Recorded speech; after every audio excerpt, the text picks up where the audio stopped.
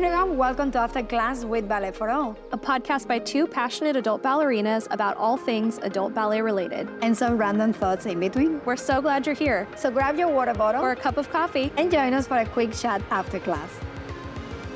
Hi, everyone. Welcome to another episode of After Class with Ballet for All. Today, we are going to be talking about how to get the most out of your private lessons. Hi, Elena. How are you? Hello, good, thank you. A little bit tired today. I don't know why, because it's quite early in the morning, but I think I know why. I think it's probably because you're growing a person. oh, we call it baby burrito at the moment. Baby burrito. Oh. And it's just, oh my God, taking all the energy out of me. What about you? How was your class? It was good. Today's class was really good. It was a hard one. We've been working on fouettes. She's been having us do a little bit more of those. And so today in class, we did Batma fouettes during Adagio, and we did 2 in a row back to back in the choreography, and definitely made me realize that I need to work on those a little bit more at home. So I know you and I have a private lesson tomorrow, so definitely would love to work on fouettes in our lesson.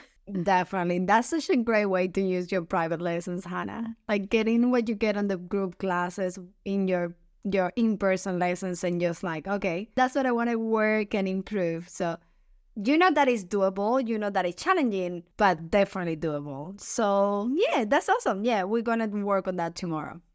So I would say that for today's episode, one of the main things to talk about would be knowing what do you want to cover going into the lesson. Like, for instance, you know that for tomorrow's lesson, you want to cover some petit allegros and you want to cover that specific step. So that will be the first main focus. As soon as you know you're having a private class, try to have in mind what do you want to cover for that class. Don't just leave it up to the teacher, because the teacher might have seen you every day, and unfortunately, we get used to getting the routine. We're human, so we get, unfortunately, in this routine in where we just like, oh, hello, Hannah, blah, blah, let's go. First exercise, second exercise, third exercise, and you sometimes forget that you have a vision, you have goals. And me as a teacher, I need to be reminded now and then, okay, I want to be focusing on this for the next however amount of class. So that is more up to you than to the teacher, I will say, really. Yeah, I think when it comes to private lessons, it's, for adults, it's something that can be a financial investment. Like, I think, especially depending on who you're taking your lessons from, the price point can really vary. And it's a financial sacrifice to save money to be able to afford going into a lesson. And so I think, as you said, it's so important to really know what you want to cover going into the lesson, because just in ballet in general, it's like there's an infinite amount of things to talk about and to work on. There's always, I always feel like there's 45 different things that need my attention and I need to work on in ballet. And so really narrowing the focus. Like, I know in one of the episodes that we did recently, we talked about ways that you can save money, and we talked about even just the value of doing a 30-minute private lesson. So especially if you're doing a shorter lesson, you can get a lot out of them, but you have to know what you want to cover going in, and that will really give the teacher that ability to kind of laser focus in on giving you the most for the time that you've booked. And I think, obviously this might go without saying, but not just knowing what you want to cover, but making sure you're communicating that to the teacher in advance so that they have time to prepare. I know when I used to teach salsa, I really appreciated if a student told me, I really want to work on either a certain step, or I want to work on my arm movement, or I want to work on musicality. Like, it's really helpful as a teacher when your students give you advance notice on what they want to work on, just so that you can feel prepared. Yeah, exactly. Like, if you are my student, or you just had 1 or 2 classes with me, you might notice how every time I see a booking, I send a questionnaire where you reply a few questions that will help me to make a class specific for you. It's true. I do have few classes already planned based on different levels, beginner, intermediate, and advanced. However, if I know that you want to work more on your periods, I know how to target that. I know how to arrange the class to work on your periods. So that's something that teachers will appreciate a lot. As soon as you book a class, if you haven't received something similar to what I'm saying, remember that it's your time, it's your money, and it's more up to you. You are the one we really want to improve. So just do that. Write an email saying, hi, I'm looking forward to meet you. I will like, my expectation out of this class is this and this and this and this. And that will help the teacher. Like he might not have thought of it, and it will give a great introduction to that first class.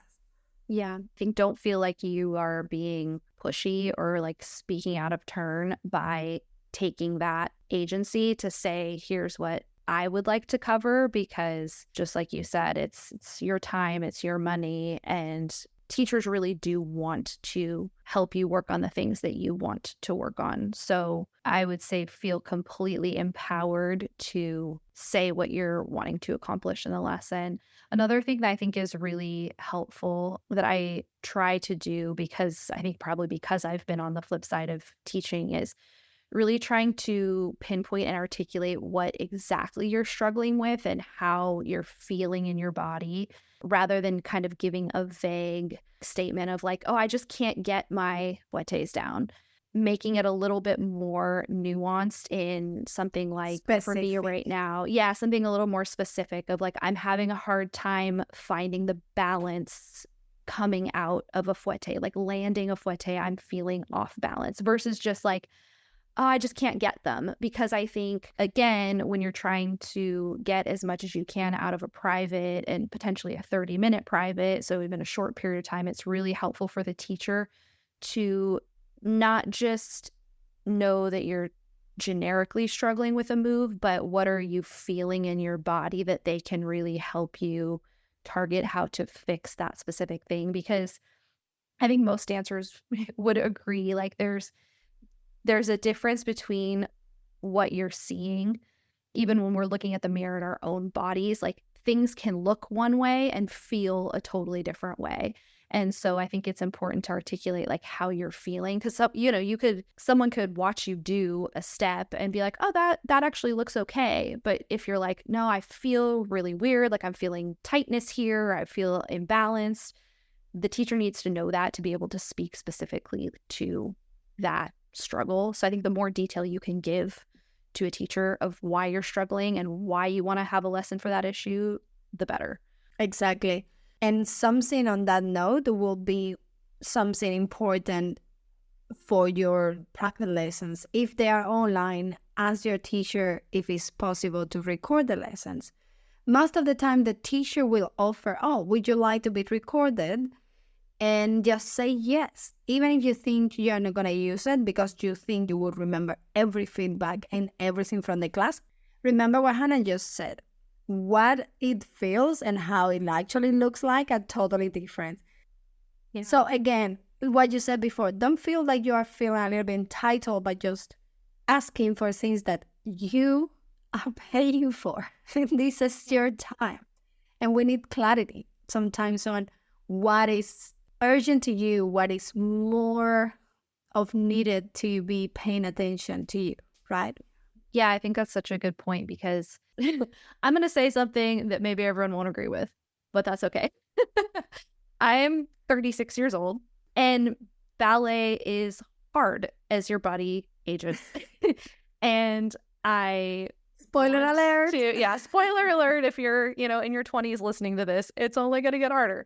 But I think there's a benefit to being realistic. And I don't want this to sound like a downer statement, but something I have found helpful for me is to really hone in on the things that feel important to me in dancing with the body I'm in, the age I'm at, and what is realistic for that body with all of its little injuries and quirks and my schedule and the fact that I can only dance a certain amount of hours per week. Like I think there's value, and I don't think it's like a negative or, oh, you're not believing enough in your dreams, to just accept that as an adult dancer, like we're going to have some limitations, and to prioritize what is important to us. And I think for some dancers, the technique part and doing things technically correct might be really important to them.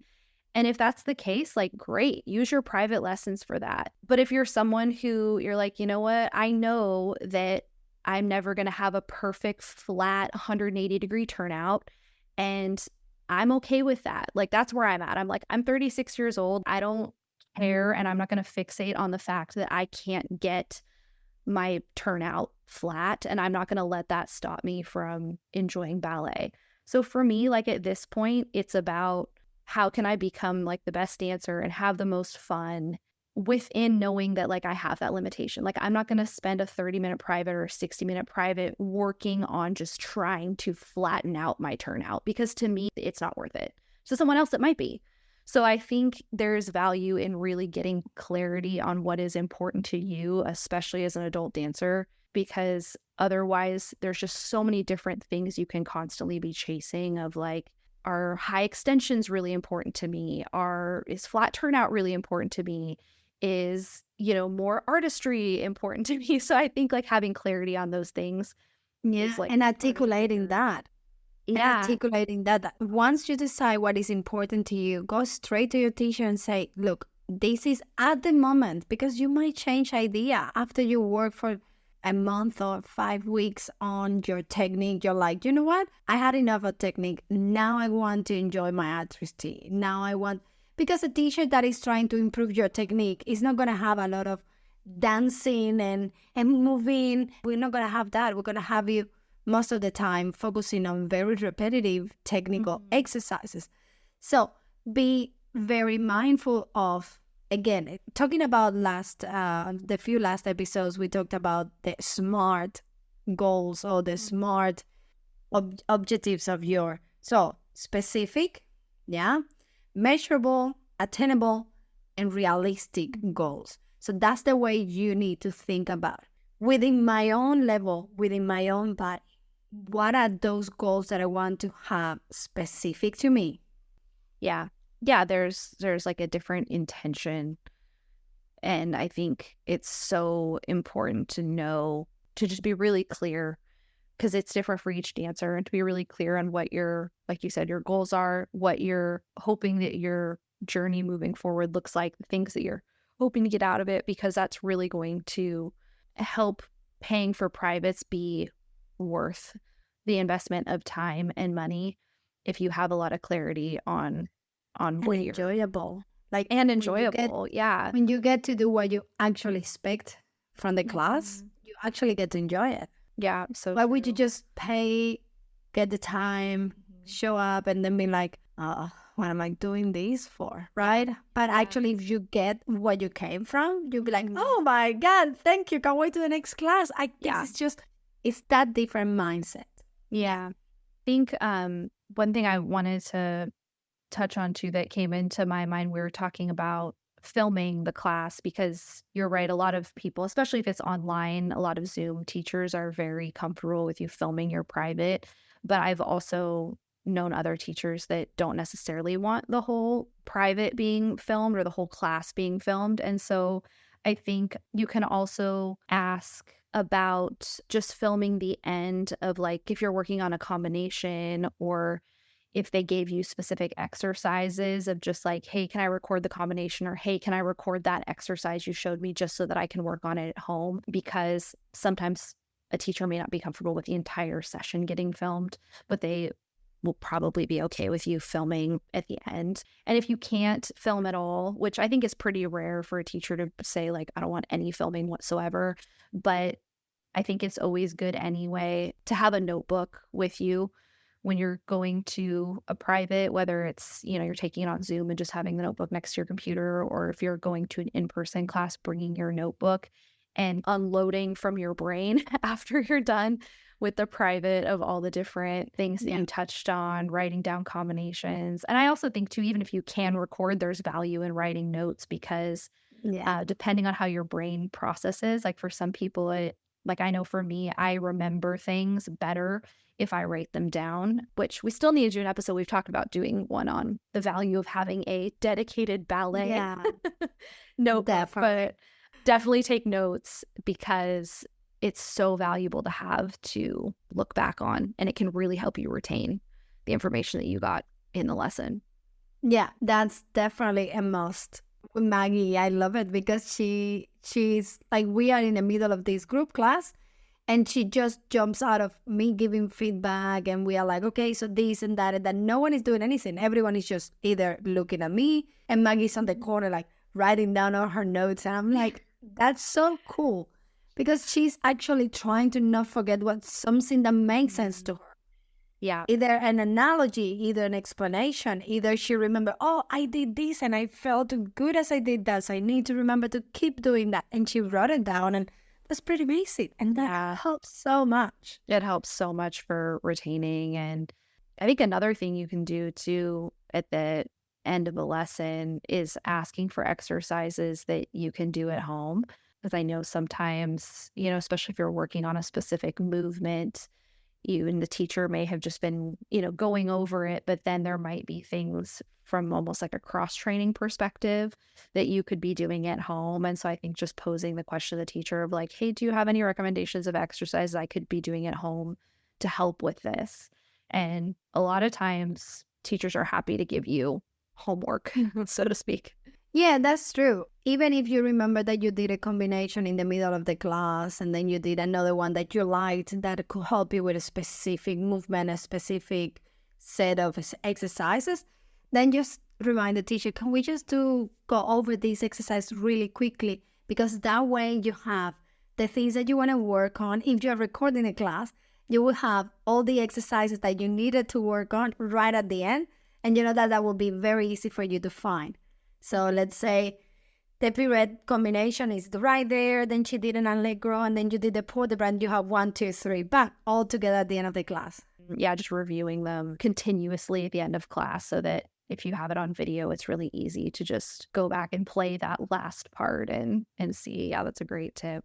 I think too, one of the things we talked about when we were talking about doing this episode that you had mentioned, you have a student who does this, and we were just talking about what a great way of doing your privates is to intentionally space out your lessons so that you have time to really work on the things that you covered in your lesson versus doing them too quickly and not having even enough time to implement the things that you gained from the lesson. Yeah. So for instance, if you're given a gift card of 5 classes and you know that you might not be able to have those 5 classes in another 5 to 6, 7 months, just have 1 class a month. And that way, and to me, I do not mind my students to be in constant contact with me. I don't have the time to go over a video call with you for 25 minutes, but I do have time to send you audios or send you videos, quickly videos of like, oh, look, this is what the foot is meant to feel like. This is what the arms are meant to look like. Or just send me a quick video and me giving you feedback on that. I might take 1 day or 2, but I would do it. So you can take 1 class 1 month and then had an entire month to either use the time from that recording to memorize the steps, take the feedback that I gave you, and then make your SMART goals for the next class. A specific comments that you want, specific steps that you need. And then that way you space out 1 month between one class and the other one. And you didn't waste your time. You worked towards improving everything that we talked into the last class, memorize the same combinations, and once we come to this class today, it's not like, oh, your mind is like in the air and you don't know what we're going to do today. No, you're ready, you know the combination, you know the exercises, you work on the musicality, all that. And today's class, I might give you new feedback that is going to be useful for you to then, in a month time, have that ready to receive your next.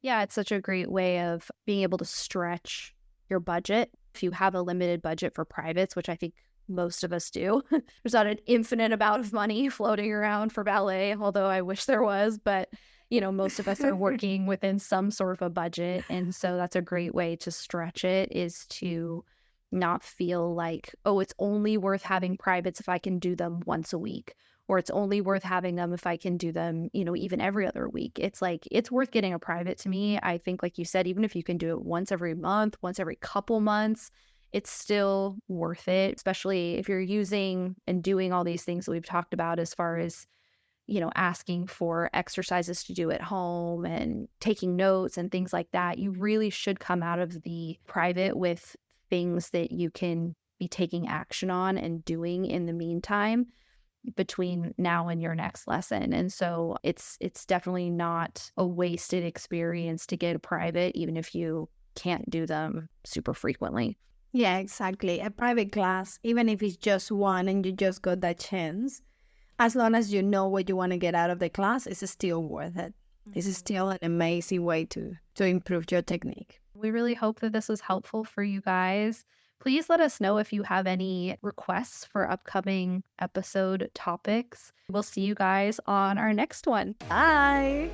Thank you for listening to After Class with Ballet for All. Join the community on YouTube and Instagram, or come dance with us, our weekly Zoom classes for adult ballerinas like you. Links included in the episode description. Special thank you to our sponsors. See you next time after class.